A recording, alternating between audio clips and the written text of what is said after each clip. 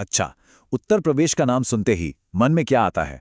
शायद एक विश्व प्रसिद्ध स्मारक, है ना? तो चलिए आज देखते हैं कि वो पहचान तो इस शानदार सफर की बस एक शुरुआत भर है। ये एक ऐसी जमीन है जहां हर मोड़ पर इतिहास, आस्था और संस्कृति की एक नई कहानी इंतजार कर रही है। तो बस शुरू करते हैं। हाँ, देखिए, वो पहली तस्वीर तो लगभग हर किसी के जहन में एक ही आती है। एक ऐसी इमारत जो सिर्फ संगमरमर नहीं है, बल्कि एक वादा है, मोहब्बत की एक ऐसी निशानी जिसे पूरी दुनिया जानती है। लेकिन क्या हो अगर ये कहा जाए कि उत्तर प्रदेश की असली कहानी उस मशहूर पहचान से कहीं ज्यादा गहरी और रंगीन है? तो आज हम उस जाने पहचाने रास्ते से थोड़ा हटकर उन अनसुनी कहानियों में उतरेंगे जो खोजे जाने का इंतजार कर रही हैं।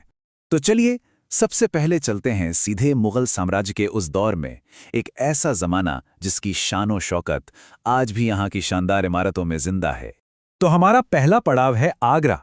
यमुना के किनारे खड़ा ताजमहल, ये तो शहंशाह शाहजहां के अपनी बेगम मुमताज महल के लिए अमर प्रेम की कहानी कहता ही है। पर ठीक पास ही खड़ा है आगरा का किला, जिसकी लाल पत्थर की ऊंची ऊंची दीवारें मुगल सल्तनत की सैन्य ताकत की गवाही देती हैं। सोचिए, ये दोनों ही यूनेस्को की विश्व धरोहर, एक तरफ प्यार की निशानी तो दूसरी तरफ ताकत का प्रतीक। अब आगरा से बस थोड़ी ही दूर है फतेहपुर सीकरी, जिसका मतलब है जीत का शहर। जरा उस बुलंद दरवाजे की ऊंचाई के बारे में सोचिए, जो अकबर की गुजरात पर जीत का ऐलान कर रहा है।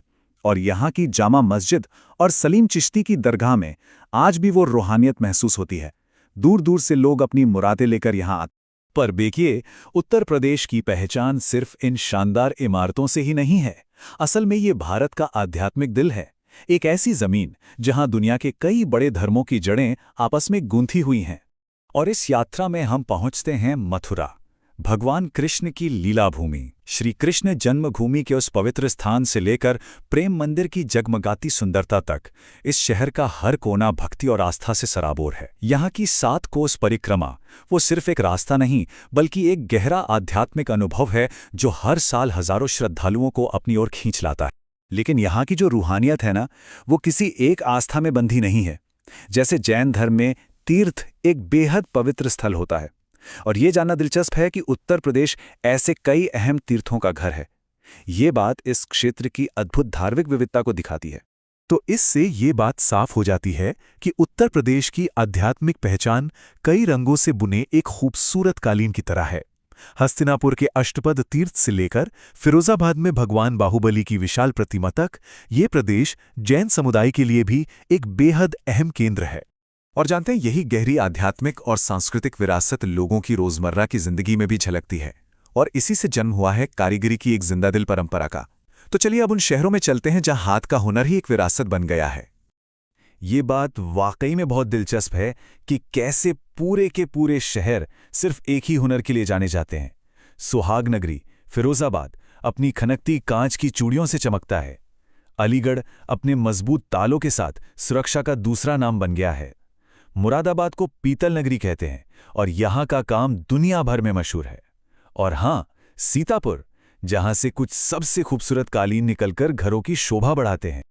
और अब कहानी में एक हैरान करने वाला मोड़ आता है। उत्तर प्रदेश असल में विरोधाभासों की धरती है। एक ऐसी जगह जो एक तरफ तो अपनी जंगली प्रकृति को जुनून से बचाती है, और दूसरी तरफ भविष्य की ओर तेज रफ्तार से दौड़ रही है। ये मेल वाकई में अनोखा है। प्रकृति के लिए इस जुनून का एक बेहतरीन उदाहरण देखना हो तो वो है पीलीभीत टाइगर रिजर्व की अविश्वसनीय सफलता की कहानी। बाघों की आबादी को तय समय से पहले ही 2 गुना करने के इस कमाल के लिए इसे प्रतिष्ठित TX2 पुरस्कार मिला। सचमुच ये तो कमाल ही है। यही वो दोहरापन है जो उत्तर प्रदेश को इतना आकर्षक बनाता है। देखिए, एक तरफ पीलीभीत और दुधवा जैसे राष्ट्रीय उद्यान हैं जो एक अविश्वसनीय जैव विविधता को संजोए हुए हैं, तो दूसरी तरफ बुद्ध इंटरनेशनल सर्किट और जेवर एयरपोर्ट जैसे प्रोजेक्ट्स इस प्रदेश को भविष्य की उड़ान दे रहे हैं। वैसे एक बेहतर भविष्य बनाने का ये जज्बा यहाँ कोई नया नहीं है।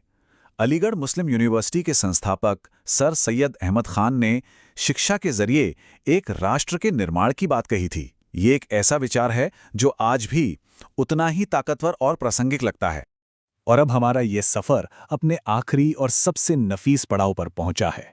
हम बात कर रहे हैं प्रदेश की राजधानी लखनऊ की, यानी नवाबों का शहर। एक ऐसी जगह जहां तहजीब, इतिहास और कला हर कोने में सांस लेती है। एक सवाल है, जरा सोचिए, कोई ऐसी जगह पर हो जहां 489 दरवाजे हैं और सब के सब एक जैसे दिखते हैं। क्या वहां से बाहर निकलने का रास्ता खोजना आसान होगा? यही तो है बड़ा इमाम बाड़ा की मशहूर भूल भुलैया, दिमाग और नजर दोनों का इम्तिहान। ये जो बड़ा इमाम बाड़ा है, जिसे नवाब आसफ-उद-दौला ने बनवाया था, ये लखनऊ की वास्तुकला का दिल है। इसके ठीक पास ही आलीशान रूमी दरवाज़ा अवध की संस्कृति में हमारा स्वागत करता है और ऐतिहासिक घंटाघर शहर के शाही अतीत की याद दिलाता है। लेकिन लखनऊ सिर्फ अपने शानदार अतीत की कहानियों में ही नहीं खोया है। अंबेडकर मेमोरियल पार्क के पत्थर के हाथी और शनि ग्रह के आकार का वो अनोखा तारामंडल, ये सब दिखाते हैं कि ये शहर नए विचारों और आधुनिकता को भी पूरे दिल से अपनाता है। तो इस सफर के अंत में एक बात तो साफ है कि उत्तर प्रदेश को किसी एक शब्द में बांधना मुमकिन नहीं है।